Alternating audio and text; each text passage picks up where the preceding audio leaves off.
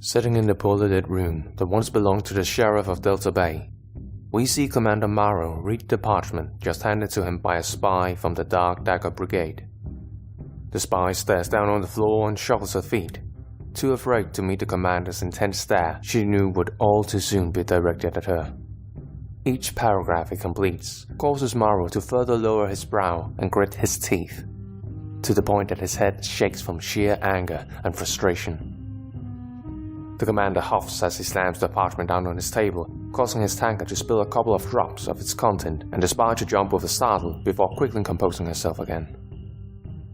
So, just to be absolutely certain that I understand this briefing correctly, within 24 hours, we have lost contact to our most talented assassin, 3 commanders and 8 soldiers have been slain, and the prisoners that I was supposed to execute today are missing, and all of this was most likely accomplished by the same culprits. The spy silently exhales through her nose, giving her just enough seconds to dull her heavy heartbeat. That is correct, Commander. Splendid. Fucking splendid. And your investigation has not uncovered the identities of these criminals.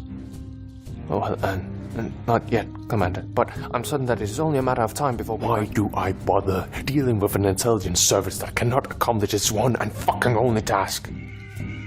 We see Commander Morrow slams down both his hands on the table and knocks down the tankard as he pushes the table to the side, and with great strides walks directly up to the spy, until his face is mere inches away from hers.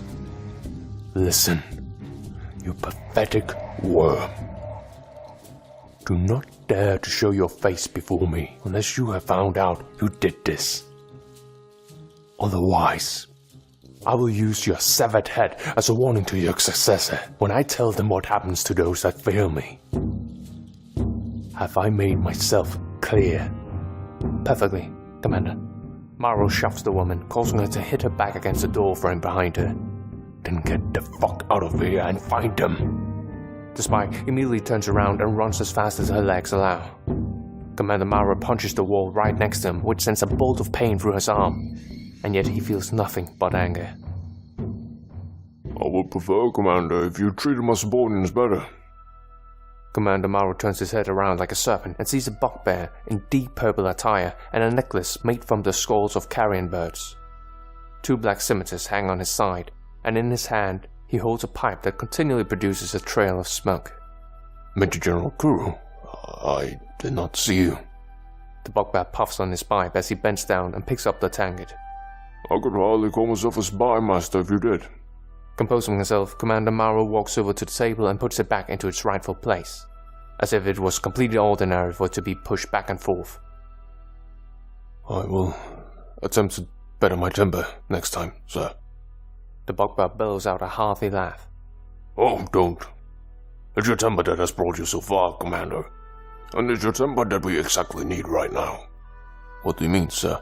According to the intel me and my subordinates have gathered in the last couple of hours, it appears that this crew of rebels that is causing us so much grievance are still within town. No one has left the borders of our town since the prison break. We see Morrow smiles. What will you have me do, sir? The bugbear sits down and places the tankard in front of him and proceeds to use it as an ashtray. I would like for you and your men to go around town, knock on doors, investigate each and every household. And in case we meet resistance. Kuru laughs once again. As I said before, Commander, your temper is exactly why you have gotten so far.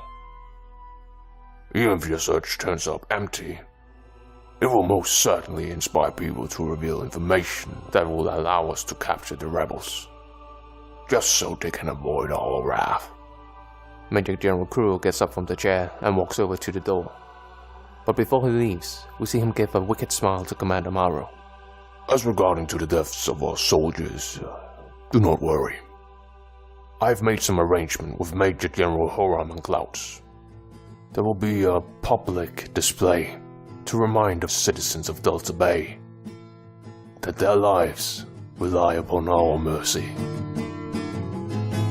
Thanks for listening. The outro music was by Martin Kerr. The other pieces which are mentioned in the description down below were by Kevin MacLeod. Be sure to like and subscribe, and we hope to see you again in Doraken.